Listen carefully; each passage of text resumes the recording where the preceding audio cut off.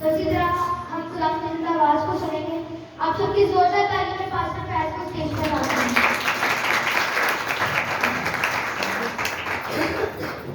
Praise the Lord. Hallelujah. Hallelujah. Hallelujah. सब खुश हैं? Praise the Lord. आप सबों को हमारी तरफ से, चर्च मिनिस्ट्री की तरफ से, चर्च टीम की तरफ से ईद क़यामत की मसीह मुबारक.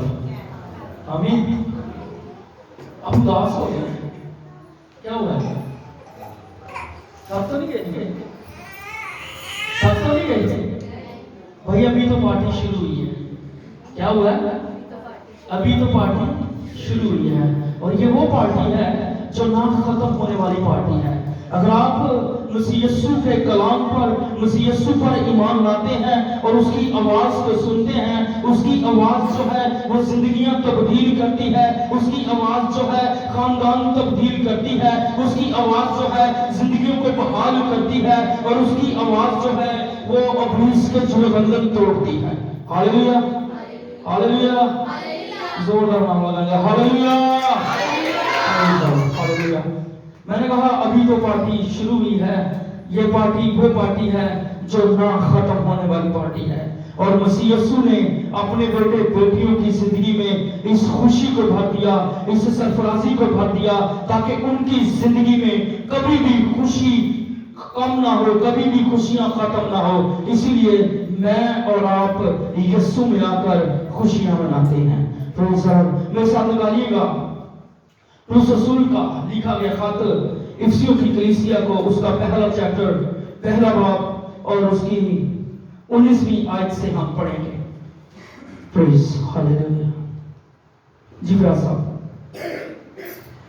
पौलुस रसूल का लिखा गया खत इफिसियों की कलीसिया को, उसका पहला बाब और 19वीं आयत से लेकर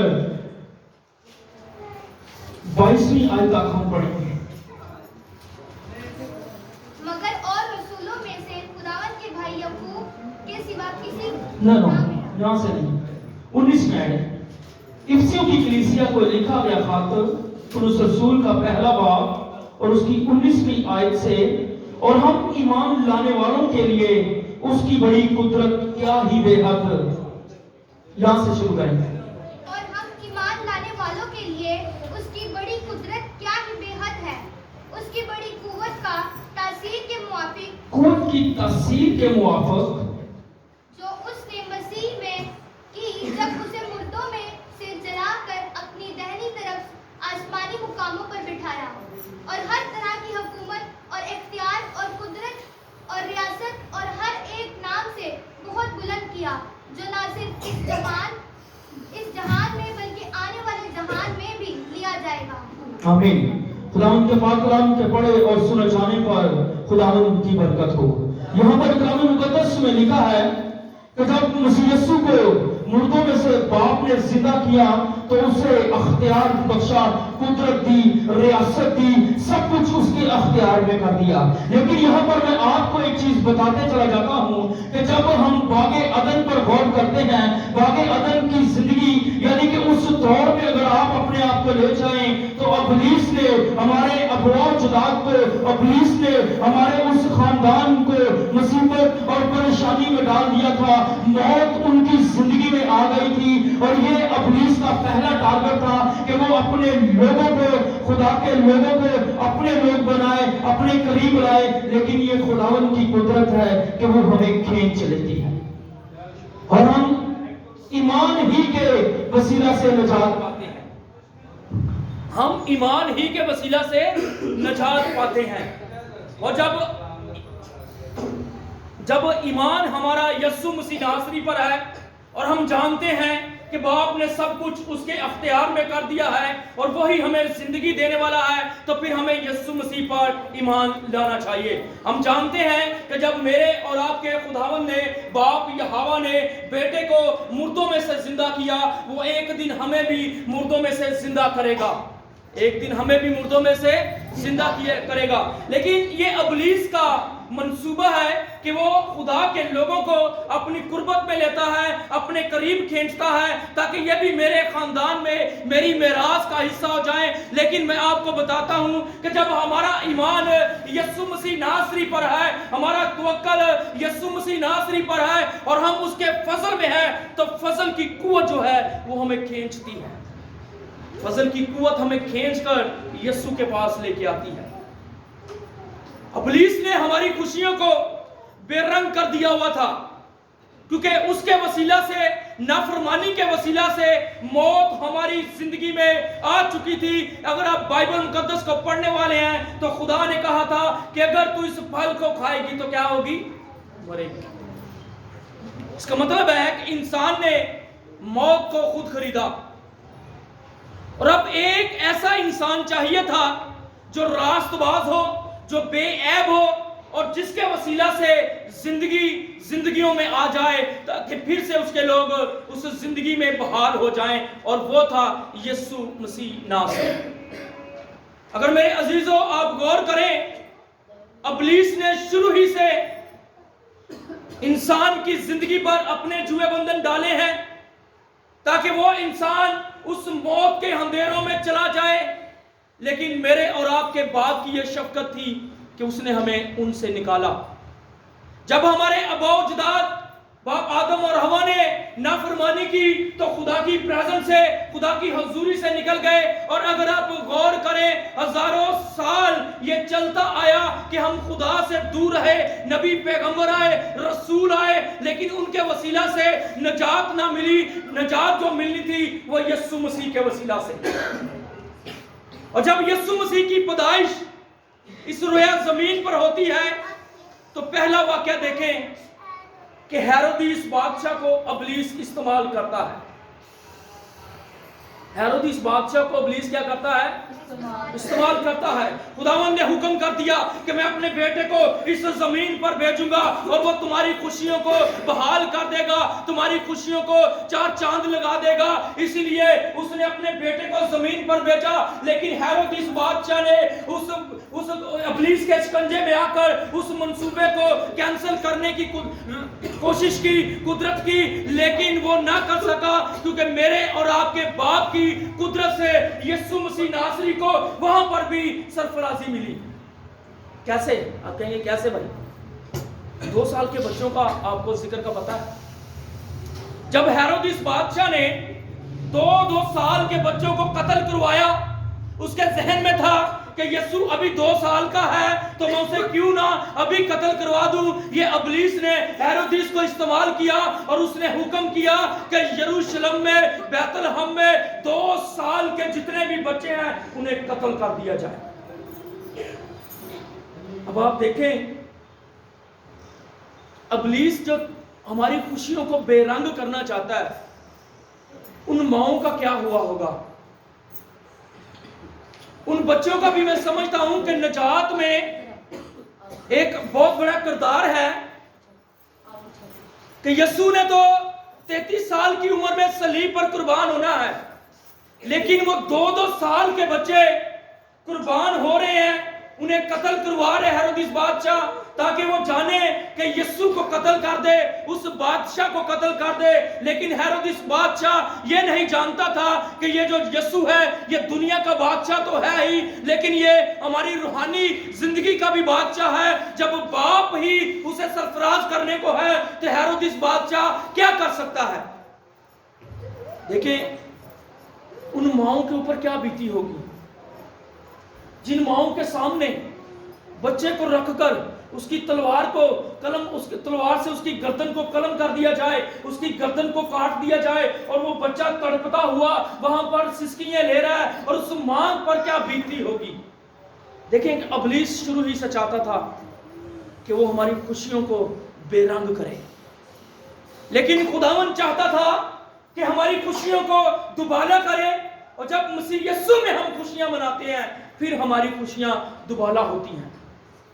تھوڑا سا اور آگے آ جائیں, यीशु मसीह नासरी बड़े हो चुके हैं, बपतिस्मा उन्होंने ले लिया है, खिदमत का आगाज उन्होंने कर दिया है, खिदमत करना शुरू कर दी है। और जब खिदमत कर रहे हैं उन्हें पता चल गया है कि अब मेरा वक्त आ गया है कि मुझे पकड़ा जाए, मुझे कुर्बान किया जाए, अब मैं उसको सलीब की तरफ बढ़ूं। जब जिस सलीब की तरफ बढ़ने से मेरे लोग सरफराजी पाएंगे, मेरे लोगों की जिंदगियों में खुशियां भर जाएंगी, अब मेरा वक्त आ चुका है, तो अपने आप को कुछ देर के लिए वाक़ई गतसमनी में ले जाएं, वाक़ई गतसमनी में ले जाएं। आप जान जाएंगे कि बागे गतसमनी में यीशु के साथ क्या हो रहा है। यीशु वहां पर कह रहे हैं, सर एक वाला पढ़ ले, निकालिए जरा लूका की इंजील,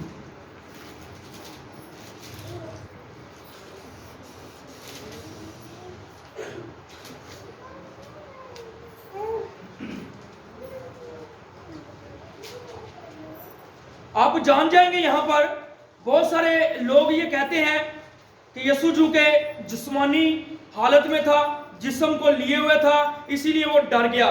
क्या आप समझते हैं कि यीशु डरते हुए सलीब के करीब गया है? कौन कौन बताएगा मुझे कि यीशु ने बड़े डर और खौफ के साथ मौत को अपनाया है? कोई बताएगा मुझे, क्योंकि लोग हमें सिखाते हैं और हम सीखते हैं। एक बात को हमेशा याद रखें, यीशु ने डरते हुए कभी भी उसने मौत को अपनाया नहीं, बल्कि जुर्रत के साथ उसने मौत का सामना किया है, जुर्रत के साथ उसने उसका सामना किया है, ताकि हम उसके बाप के जलाल में आ जाएं, बाप के जलाल में आ जाएं। इसीलिए मैं आपको एक बात बताता हूं कि बाइबल को अगर बाइबल के तरीकाकार से पढ़ेंगे तो आपको समझ आएगी।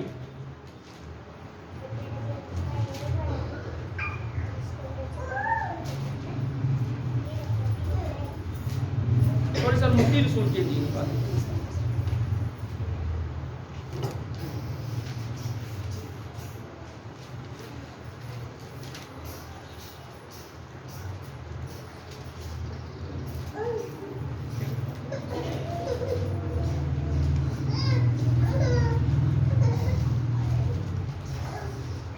वो बाकी गतसमनी का वाला निकालिएगा, उसका मत्ती रसूल की इंजील उसका 26वां बाब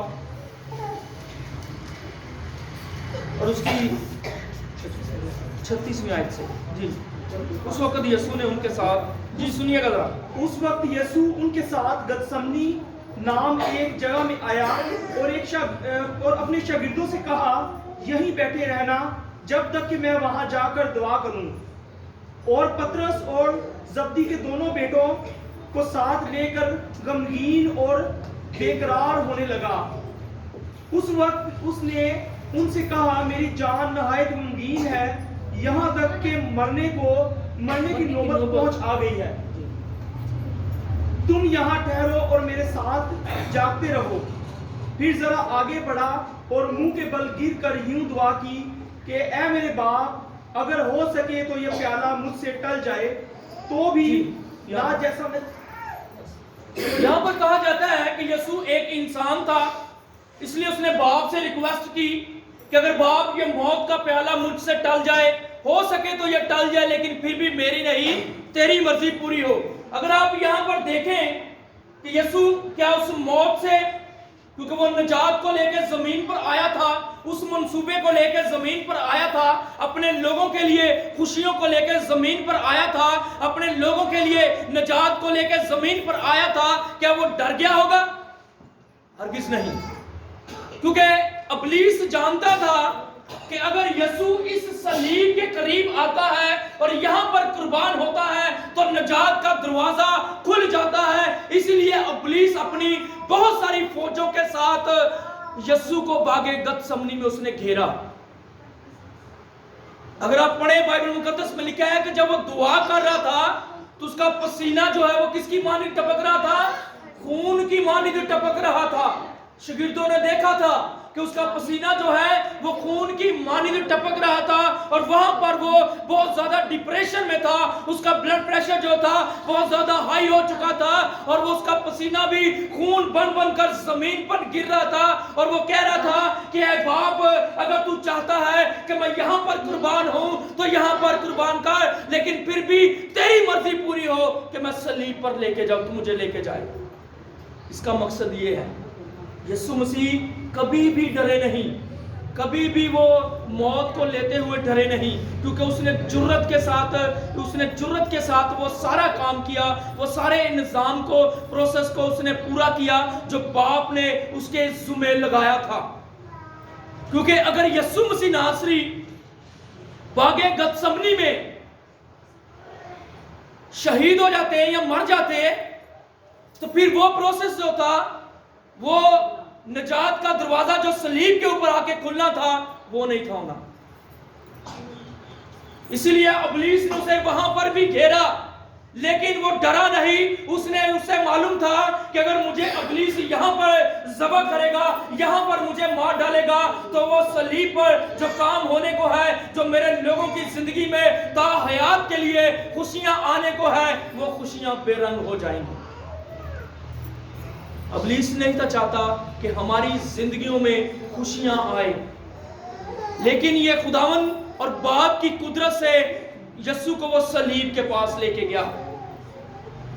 और जब यीशु को सलीब के पास लेके गया, सलीब पर उसे कुर्बान किया गया, सलीब पर उसे मारा गया, सलीब पर उसके हाथों में मेखें जो थी वो ठोकी गई, कील उसके हाथों में ठोके गए, 7-7 इंच के कील जो थे उसके हाथों में ठोके गए। और आप एक हिसाब लगाएं कि जब एक बंदे को उसके हाथों को कील में ठोक कर यहां पर लटकाया जाए तो क्या उसका जिस्म नहीं फटेगा? उसका जिस्म जख्मों से चूर चूर हुआ था। पहले उसे कोड़े मारे गए हैं। किसके लिए उसने कोड़े खाए हैं? मेरी और आपकी खुशियों के लिए, मेरी और आपकी बहाली के लिए यीशु ने जख्म सहे हैं। उसने कहा है कि मैं तो जख्म सह रहा हूं, मैं तो कोड़े खा रहा हूं, मेरा ये जो खून बह रहा है ये मेरी हर एक उस कौम के लिए, हर उस बंदे के लिए, मेरी हर उस भेड़ के लिए, ये मेरा लहू है जो इस इब्लीस की मौत के शिकंजे में है। और इसीलिए खुदा ने कहा था, हवा से वादा किया कि ऐ औरत, तेरी ही नस्ल में से मैं किसी एक को बर्पा करूंगा, एक को पैदा करूंगा जो इब्लीस के सर को कुचलेगा। और उसने कुचला कहां पर आकर? कब्र में आकर इब्लीस को कुचला। यहां पर देखें कि यीशु जो है वो बिल्कुल सलीब के करीब पहुंचे हुए हैं, सलीब उसने उठा ली है और उस जगह की तरफ बढ़ रहे हैं जिस जगह की तरफ यीशु को तो मौत है, लेकिन हमारी खुशहाली है, हमारी जिंदगी है, हमें अब्दी जिंदगी देने को है, लेकिन यीशु वहां पर मौत को अपना रहा है। सलीब लेके वहां पर चले गए, सलीब पर लटका दिया गया। ये हमारा ईमान है कि हम यीशु पर ईमान लाते हैं तो फिर हमारे ईमान के मुताबिक यीशु हमें निजात देता है। जब यीशु को वहां पर कुर्बान किया जा रहा था, यीशु ने कहा, ऐ बाप, तूने मुझे अकेला क्यों छोड़ दिया है? अब वक्त आन पहुंचा है कि तू मुझे कुर्बान करे, मेरे गले पर छुरी चलाए, ताकि मैं अपनी कौम के लिए जो निजात लेके आया हूं, इनकी जिंदगी में वो निजात आ जाए। अब मुझे तेरा फर्ज बनता है कि मुझे ज़बह कर, मुझे सलीब पर कुर्बान कर, क्योंकि वक्त करीब आ गया है, वक्त पहुंच गया है कि तू मुझे कुर्बान करे। और बाप ने उसे कुर्बान किया और बेटे ने कहा कि बाप, मैं अपनी रूह तेरे हाथों में सौंपता हूं। इब्लीस यहां पर भी बड़ा खुश हुआ होगा कि यीशु को मौत आ गई है, यीशु मर गया है, लेकिन इब्लीस ये नहीं जानता था कि खुशियां तो अब इससे आगे शुरू होने को है। जब यीशु को सलीब से उतारा गया और कब्र में रखा गया, और इब्लीस बड़ा खुश था कि अब यीशु तो मर गया है, लेकिन आप इस बात पर गौर कीजिए कि दुनिया का कोई भी ऐसा शख्स नहीं है कि जिसकी कब्र पर किसी फौजी पहरा लगा हुआ। कौन है? हमारा खुदावंद यीशु मसीह। इब्लीस को इतना डर था, इतना डरा हुआ था, इब्लीस के लोग इतने डरे हुए थे कि कब्र पर भी पहरा लगवा दिया है कि कहीं यीशु जिंदा ना हो जाए। उसकी कब्र पर भारी पत्थर जो है वो रख दिया है कि कहीं यीशु कब्र का पत्थर पीछे कर बाहर हम निकल आए, लेकिन मेरे और आपके यीशु को दुनिया की कोई भी ताकत, दुनिया की कोई भी फौज नहीं रोक सकी। और उसने जब तीसरे दिन 3 दिन उसे कब्र में पूरे हुए और उसने अपना कदम जो है वो कब्र के बाहर रखा और मौत को अपने पांव तले रौंदा और मौत से कहा कि ऐ मौत तेरी फतह कहां रही, ऐ मौत तेरा डंक कहां रहा, तूने बागे अदम से लेके अब तक मेरे लोगों को अपने शिकंजे में लिया हुआ था।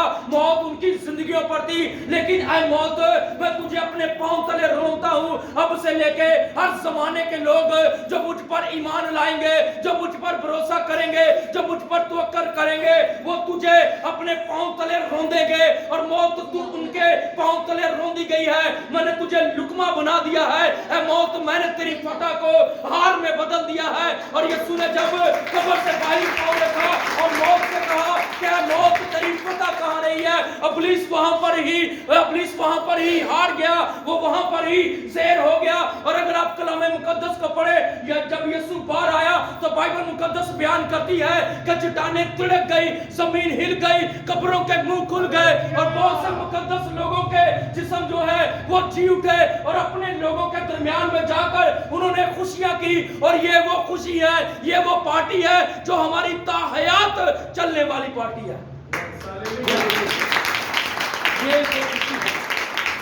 ये वो खुशी है जो ताहयात चलने वाली है। यीशु वहां पर कब्र में 3 दिन है, लेकिन उसने मौत को अपने पांव तले रौंदा है बाप की कुदरत से। और जब वो बाहर आया है तो बाइबल मुकद्दस बयान करती है कि जमीन जो है वो थरथराने लगी, चट्टानें तिड़क गई और कब्रों के मुंह खुल गए, कब्रों के मुंह खुल गए। और बहुत सारे लोग, मुकद्दस लोग जी उठे और मुकद्दस शहर में भी गए। जी पढ़ लीजिएगा, निकालिएगा इसी मत्ती रसूल की इंजील उसका 27वां बाब और उसकी गौर से सुनिएगा, बड़ी खूबसूरत ये आयत है 50वीं आयत से। और ये वो जब बाहर आए हैं तो यीशु के जी उठने के बाद वो बाहर आए हैं, इसीलिए यीशु मसीह नासरी पे लौटा है जी उठने वालों में से। यीशु के बाद वो जी उठे हैं। अभी गौर से सुनिएगा जरा इन आयत को। जी सर। यीशु ने फिर बड़ी आवाज से चलाकर जान दी और मकदस का पर्दा ऊपर से नीचे तक फट गया। वो दीवार ऊपर से नीचे तक यीशु ने गिरा दी जो हमें बाप से दूर किए हुए थी। ऊपर से नीचे तक क्या हुआ, पर्दा फट गया और हम बाप से डायरेक्ट मिल गए। हालेलुया। जी आगे।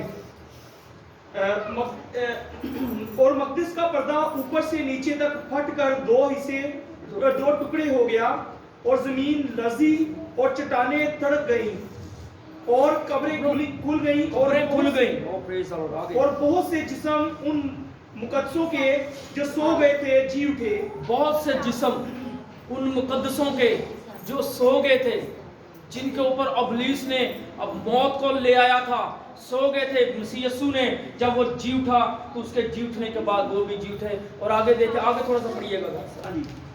और उसके जी उठने के बाद कब्रों से निकलकर मुकद्दस शहर में गए और बहुतों को दिखाई दिए।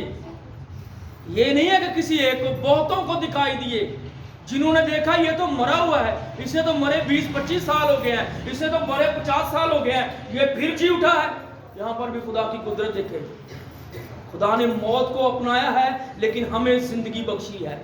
और जब बाप की कुदरत से उसने मौत का अपने कदमों तले रौंदा है, कब्र का सीना चीर कर बाहर आया है, इसी तरह एक दिन मेरे अजीजों, क्योंकि हमारा ईमान भी यीशु मसीह नासरी पर है, मेरे और आपके वो अजीज, वो रास्तबाज लोग जो इस मिट्टी के नीचे दफन हुए पड़े हैं, एक दिन बाप की कुदरत से उस मिट्टी के सीने को चीर कर बाहर निकल आएंगे और हवा में उठकर मेरे और आपके यीशु का इस्तकबाल करेंगे।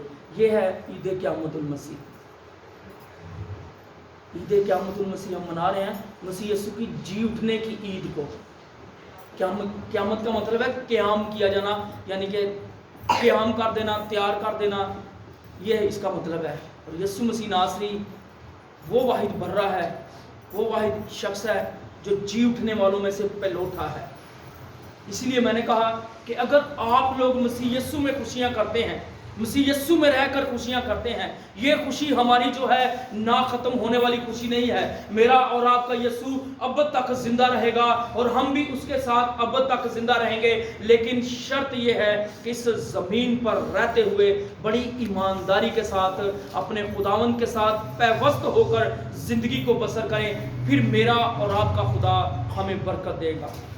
फिर मेरा और आपका खुदा हमें कुदरत ताकत जोर देगा कि हम भी जिस तरह मेरे और आपके यीशु ने उस कब्र का सीना चीरा, हम भी उस कब्र के सीने को चीर कर अपने खुदा के पास जाएंगे और वहां पर ना गम है, ना रोना है, ना चिल्लाना है, ना परेशानी है, ना टेंशन है, ना कामकाज की फिक्र है, ना बच्चों की फीसों की फिक्र है, ना हमें बिलों की फिक्र है, ना खाने पीने की फिक्र है, ना बिजली की फिक्र है। वहां पर मेरे और आपके यीशु वहां पर होगा और उसका जलाल जब वहां पर होगा तो उसके जलाल से ही सारे का सारा यरूशलेम, सारे का सारा इलाका जो है वो रोशन होगा। और जब हम मसीह यीशु में जिएंगे फिर उसी वक्त उस जिंदगी को पा सकते हैं। Hallelujah, hallelujah, hallelujah. खुदा मुझे और आपको इस कलाम के वसीला से कसरत की बरकत दे ताकि मैं और आप यीशु मसीह में इन खुशियों को ताहयात मनाते रहें। मैं और आपका खानदान हमेशा खुदावंद के जलाल में रहें। God bless you. खुदावंद आपको बरकत दे।